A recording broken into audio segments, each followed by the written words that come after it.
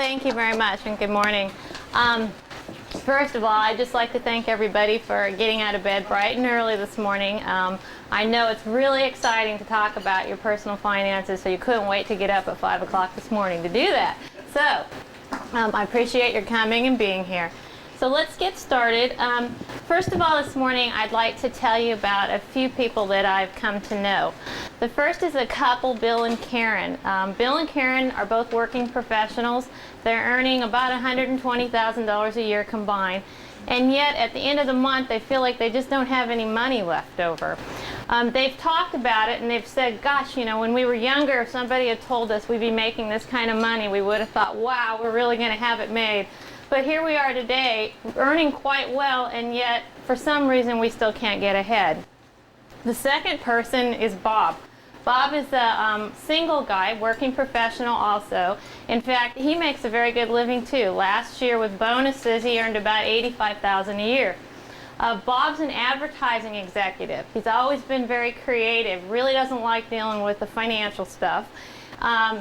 Has a very active lifestyle, likes to go out with friends, travel, go skiing for the weekend, do a lot of things. It's never really been a problem for him. He likes to use his credit card a lot, but he gets his bills every month. He pays the bill, non-issue. Well, unfortunately, about 6 months ago, Bob was laid off. He also didn't have very much money in his savings account. So now he has thousands of dollars in credit card debt, no income, and he's really feeling discouraged. His bills come every month, and he almost wants to not even open them up. It's just kind of depressing to see them come in. And he really feels kind of ashamed of himself for having gotten himself in this predicament. The third person I want to tell you about is a young professional woman who was living in a large metropolitan area and working for an international CPA firm. During the day, she advised large corporate clients on complex financial issues, yet her own personal finances were in complete chaos. She was lonely and insecure, and she tried to fill a lot of those spiritual and emotional voids in her life by shopping. She had her credit cards charged to the limit, no money in her savings account, and in fact it was very typical for this young woman to have no money and a few days to go yet before she got her paycheck. Now, maybe you know some people, have some friends or family that are in situations like these, or perhaps maybe yourself might be in one of these situations. I'm sure that all of us can relate, at least in part, to these examples that I've given you. And I know that I can personally relate very much, because actually that third example I gave you was me about 20 years ago. So this is really why I'm here this morning. I'm here not to tell you about my great stock picking strategies and how wealthy I am. I'm not here to tell you about how to overcome all the loopholes in the tax code and somehow beat the system. I'm here to share with you, by combining my professional background with my own very real personal experience, to give you some insights and maybe some suggestions that will help you along your own personal journey towards finding financial peace. So let's talk about what exactly is financial peace. Well, Roger, okay, how do I turn on the machine? I have to tell you all I'm very technologically challenged, so. Okay. Financial peace. Now I'm taking the liberty this morning to define it my way, and this is the way I'm going to define it. Financial peace comes when we know who we are, when we determine how we're going to live, and when we commit ourselves to give. To know who we are, we really need to know what we value and what's important to us. It's been said often that if you look at a person's checkbook, it'll be a very clear window into what's important to that person. Walt Disney once said, when you know your values, then the decisions that you make are that much easier. I think that's really true. Today I've put together a packet of materials for you, and they're in the back for you to take when you go. And in that packet, I've put together a list of a variety of values, and I'm going to just put, goodness gracious, I'm going to put one up, a little subset up here for you. And of course, this is not implying that this is the only possible values in the world. There's probably about 40 on the list in your packet. And what I ask you to do is when you take your packet and go home, spend some time on your own. And if you're married, I think it's really important that you do this with your spouse. And go through and identify those values that really resonate with you. And what I would do is go through and circle right off the ones that really stand out, and I'd cross off the ones that definitely are not you. And then refine that list and come up with those that really clearly indicate the things that are the most important to you. And then this list, in effect, would become your plumb line against which you're going to want to measure the goals that you have and the choices that you're making around money. And are those things really consistent with the things that you're saying that you value?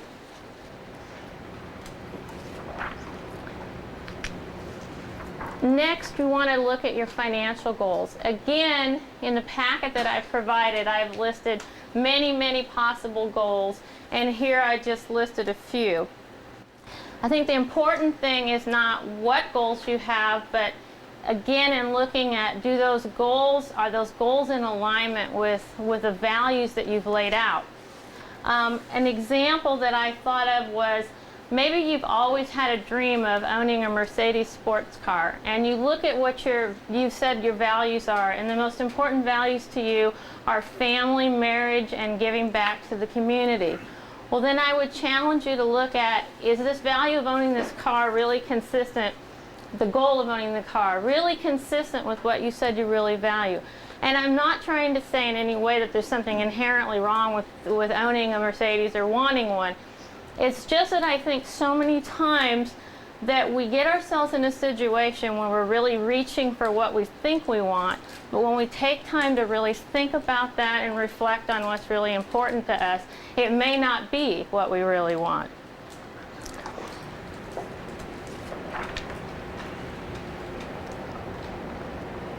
Okay, so once you've put together some goals, then it's time to start putting some steps into place to make movement towards those goals. I think, like many things in life, developing good financial discipline requires slow, steady, and consistent steps towards moving forward. Reaching your financial goals, I think, really forces us to live more like the tortoise than the hare, if you remember that fable. The second step in finding financial peace is determining how you're going to live. And to start that process, I think it's important that you gather information on how you're actually living currently. Although you may be very clear on your values and what's important to you, if you really don't have any idea where your money goes, I think it makes it really difficult to get your arms around that and to move forward towards finding financial peace. In business operations, oftentimes we'll say, if you don't manage it, if you don't measure it, you can't manage it. And I think that same thing holds true in our personal finances. So on that note, we need to do something to get our arms around where the money's coming in and where the money's going out. So let me give you a few suggestions on how you might do that. The first is to go through your checkbook and your credit card statements for the last 12 months. And what you're going to want to do is go through and write down all the expenditures you've made and then categorize those by some logical category. That might be, housing expenses, auto, food, that type of thing. The next thing you're going to want to do is add those up and then come up with a summary of, for the last 12 months, this is how much money I spent in each of these areas, and then go through and indicate whether you believe those expense categories are fixed expenses, where you can't change them, they're semi-fixed or variable, where they could change possibly, and completely discretionary. And you need to make that judgment, and we're going to talk a little bit more about that later. Now, to do this process, I would recommend you use some of the software tools that are out there and make it a whole lot easier. Microsoft Money, Quicken, both I think they're really easy to use. They're designed for non-accountants. I have the latest XP version, I guess, of Money. It talks to me even and tells me all these things. We should program it to say, like, good job, you saved money or something. But I would definitely try that, and then Excel, of course, would be a good way to do it. But you know, you can always use a paper and pencil, and I know some people like a paper and pencil, and that works too. So that's great. Now I appreciate that that takes time to do that. So here is another suggestion that would be a little simpler way to do it, and that is I did an example here of a household. And what I did was I said, okay, let's say this household earns $75,000 and the taxes that are withheld, and they're taking home $52,000 a year. And then said, okay, here's the big expenses I know I have. I have my mortgage, I have my car payment, my medical, etc. And so went through and identified everything that was sort of the big stuff that came to mind. Got down to the bottom, and this thing needs to be moved up, and saw that after all the expenses I've identified, I still have $13,000 left over, but I really don't have $13,000 left over. So that's telling me that there's things I'm spending money on that I'm not really thinking about. So my hope would be that after going through this process, this might inspire you to say, gosh, I really need to find out where that other money's going. And then starting going forward, you could start to track your expenses without going back and doing it for the last 12 months. Now, a couple of really simple things for you to do to help you with tracking your expenses. I like the idea of giving yourself a weekly allowance. Now, I want to take you back to when you're 10 years old, but I think that this can be really helpful. Let's say you want to give yourself $100 a week, $200. The amount isn't that important because everybody's budget is different. But you give yourself a certain amount of money and either put it in your wallet, your purse, or if you don't want to carry the cash, put it in an envelope at home in your drawer and pull it out. And I think and this would be the money that you use for everything that's not the bills that you pay. You know, you pay your mortgage, you pay your auto payment and all that. But this is all the day in and day out stuff, the buying the groceries, the going out to eat and all of those things. And you put that money in an envelope or in your wallet. And then you have this finite amount in front of you and you know what you have. And I think human nature is such that when we have that stack of money in front of us and we see it in our wallet and we see it dwindling, I think it really impacts the choices that you make rather than when we use credit cards and things, because you just don't think about a lot of times what you're spending. So I would throw that, offer that as something to think about as a simple way, and I think you'll find that will really help you. Another suggestion, given that we're in the holiday gift giving season, you might want to consider sitting down and coming up with an estimate of what you want to spend on your holidays. Again, going to the bank, getting the amount of money you want to spend, putting in a big envelope. Christmas, marking it Christmas. This is what I'm going to spend. I think that Christmas is a time when we can all just really lose sight of a budget and overspend. I just heard on the news the other day that 50% of Americans are still paying off their credit card balances for last Christmas now. So I think this would be a really great time to do something a little differently and make a change. I think it's really critical that you find some tools that work for you, and we're all different and different things work for different people, but something that works for you that helps you to know where your money is going.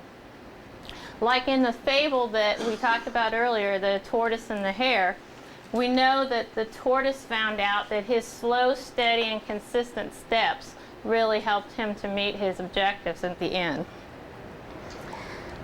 Now I want to share with you some very practical, this is really rubber meets the road kind of stuff here, on how to save money and on how much money these little tortoise steps, how they add up over time.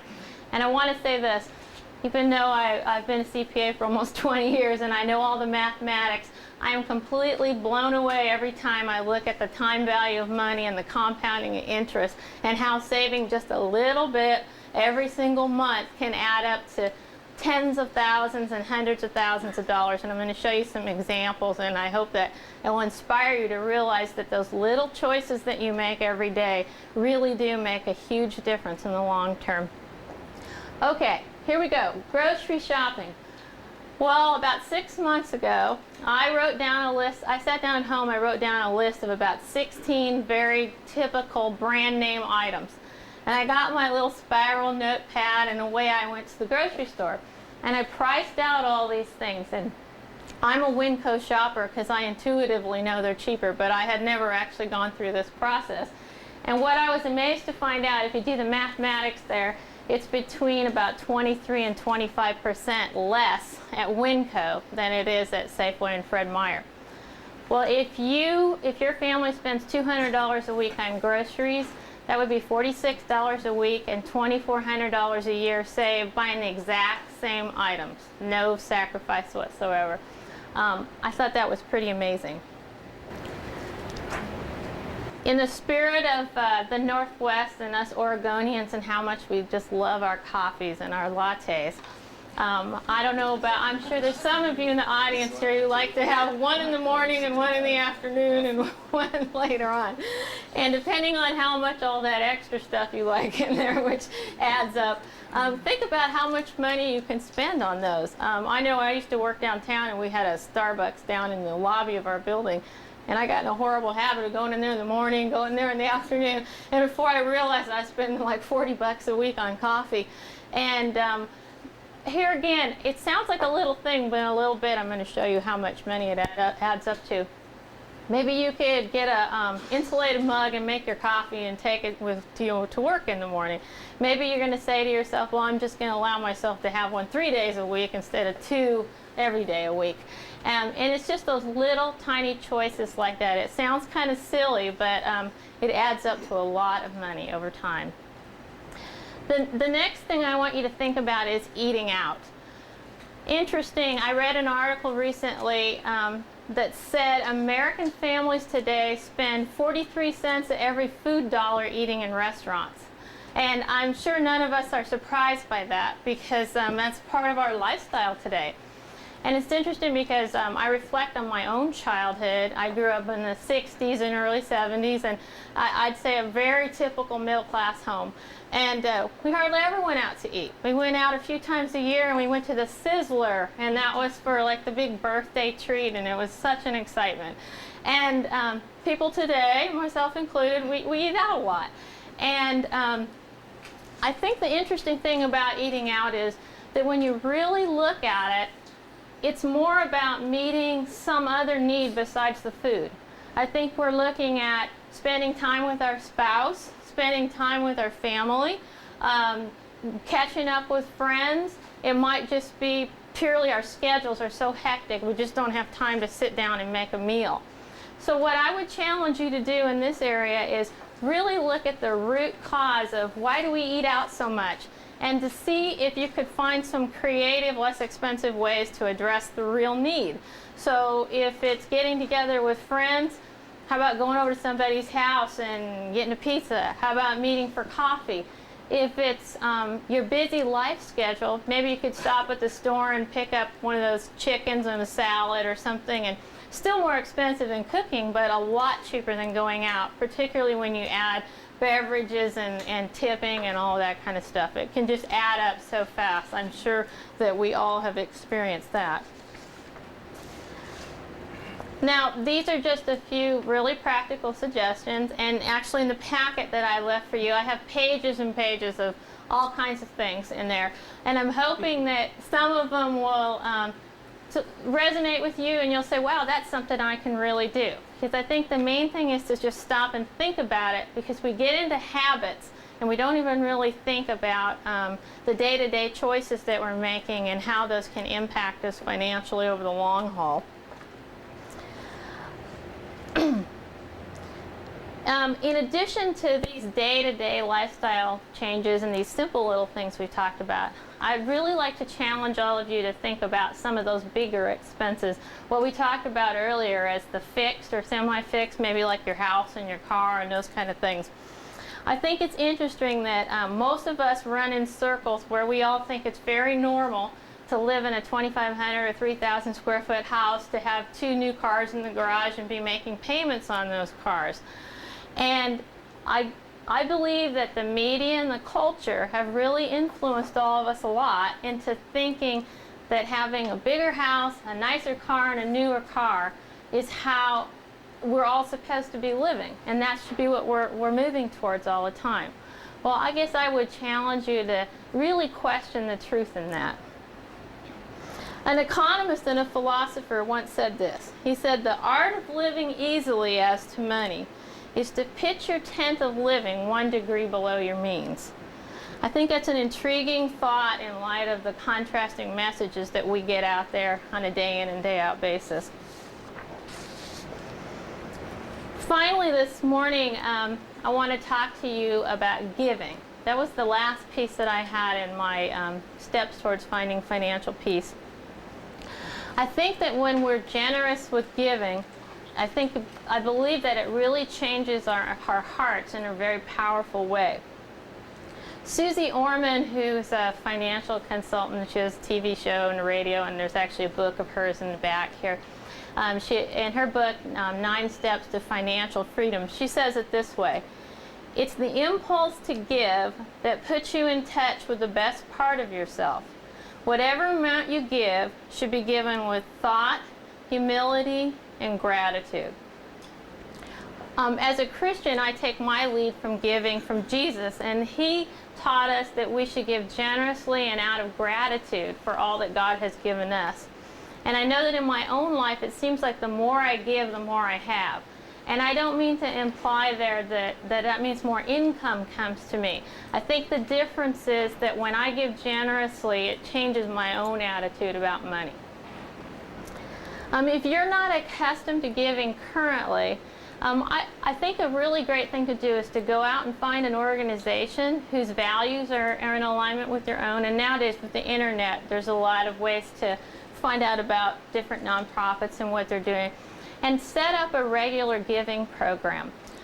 Rather than just giving when you are asked or pressured, and I know we've all experienced that, like workplace campaigns and things like that, I think it's really important to give planfully and to say, I'm really going to support this organization and the mission that they do, and to set that up to be a fixed part of your budget, not just if I have it, if I feel like it, I'll give it.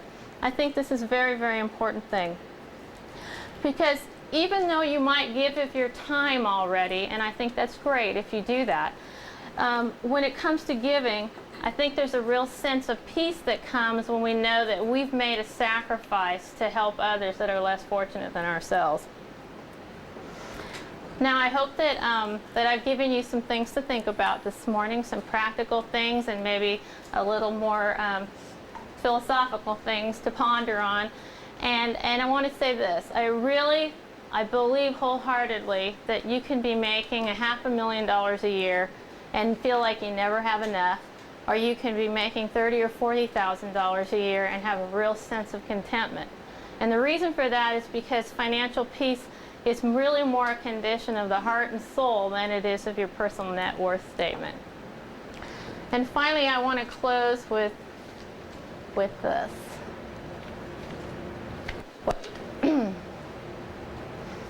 G.K. Chesterton was a theologian and philosopher, Roger, I think in the 19th century, I'm not sure, I believe so.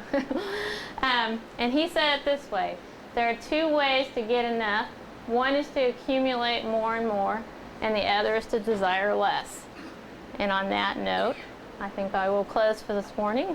And I thank you. And there are books at the book table that are books that are related. Some of them are spiritual books. A lot of them are very practical, financial kinds of books that I'm familiar with that I think have some really good points in them.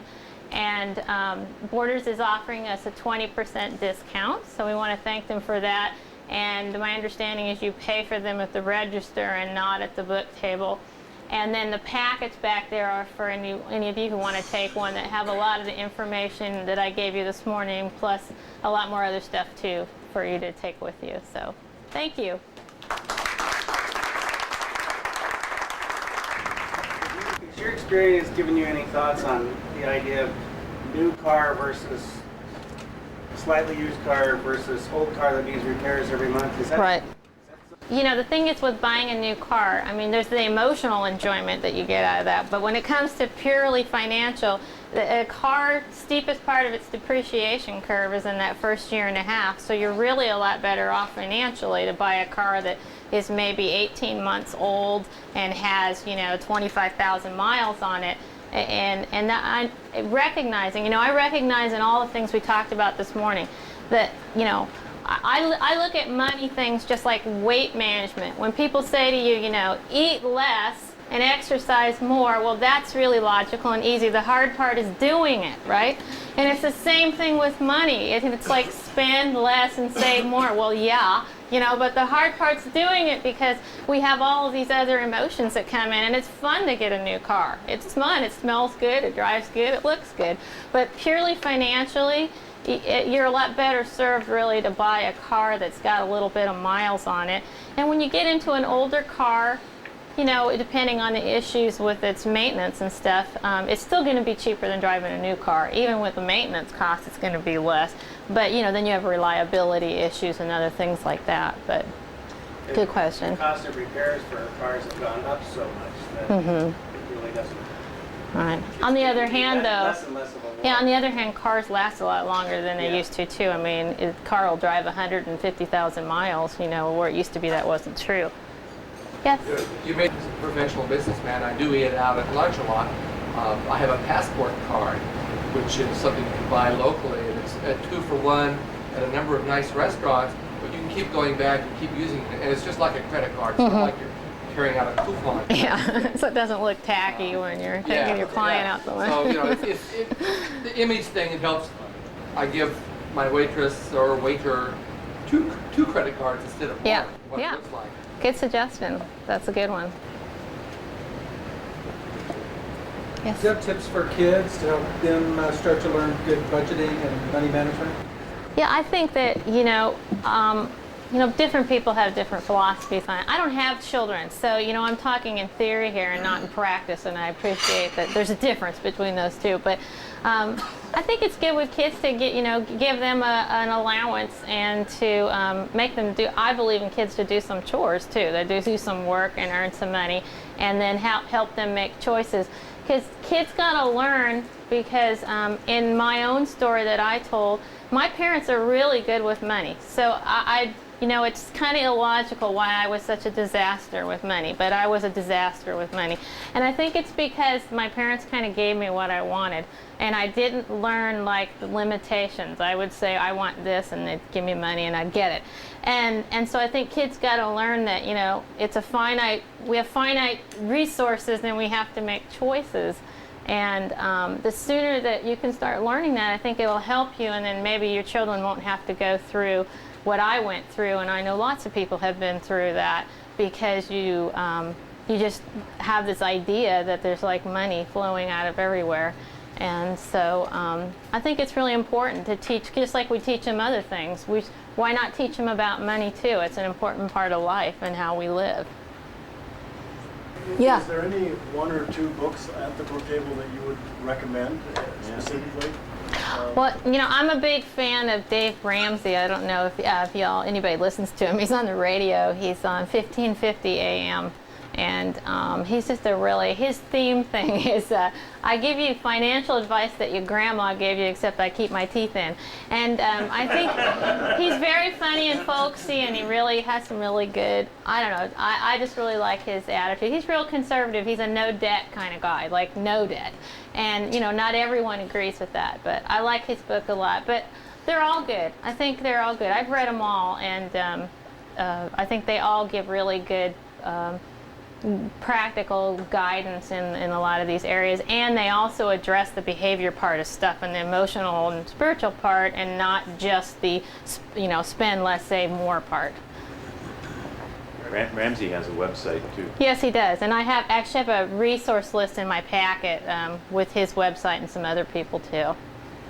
Clark Howard also is he's good too on 860. I have him on that list too, yeah. I'm a big fan of both those. Yeah, yes, he is. Okay, well, great. Thank you.